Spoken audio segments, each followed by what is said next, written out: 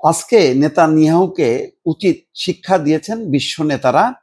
জাতিসংঘে তিনি যখন বক্তব্য দেওয়ার শুরু করেন, সাথে সাথেই সেখানে উপস্থিত অনেকেই একেবারে অধিবেশন কক্ষ খালি করে চলে গেছেন।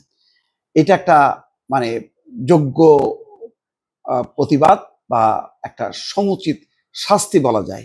যে নেতানিয়াহুর সাথে তো আর শক্তি থেকেও পারছিল না, এবং তার সাথে তো যুদ্ধ করা সবার পক্ষে সম্ভব না। সুতরাং এই মেসেজটা দিল যে আমরা তোমাকে ঘৃণা করি, তুমি যে গণহত্যা চালাচ্ছ, এই গণহত্যা চালায় তোমার এই রক্তমাখা হাত, তোমার ওই মানে চোখে মুখে সবকিছু হচ্ছে রক্তের দাগ। সেই রক্তের দাগ আমরা দেখব না, আমরা প্রতিবাদ করলাম, আমরা প্রত্যাখ্যান করলাম তোমার এই ভাষণ। জাতিসংঘের সাধারণ পরিষদের অধিবেশনে বক্তব্য দিচ্ছিলেন দখলদার ইসরায়েলের প্রধানমন্ত্রী বেঞ্জামিন নেতানিয়াহু। শুক্রবার অধিবেশন কক্ষের পোডিয়ামে দাঁড়িয়ে নেতানিয়াহু বক্তব্য দেওয়া শুরুর সাথে সাথে বেরিয়ে যান বিশ্বের কয়েকশো কূটনীতিক।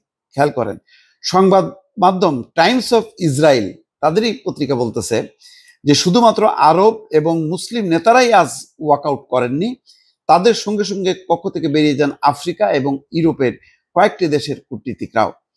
তাদের এই ওয়াকআউট থেকে নজর সরাতে নেতানিয়াহুর সমর্থকরা জোরে জোরে তালি দেয় বলে জানিয়েছে টাইমস অফ ইসরায়েল।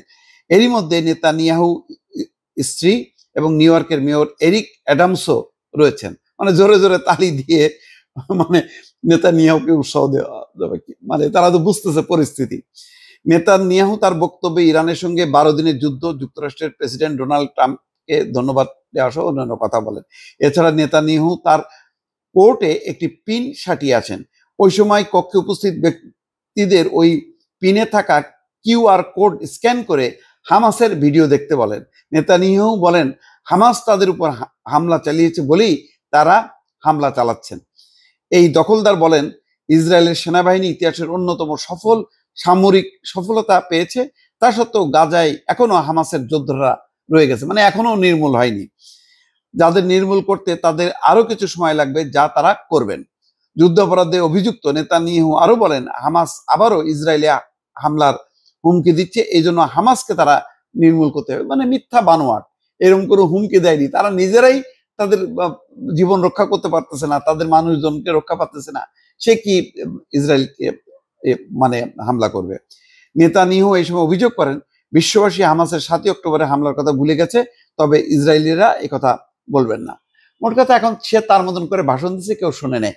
অন্তত একটা ভালো একটা অপমান অপদস্থ করা হলো নেতানিয়াহু, এটাও কম না দর্শক।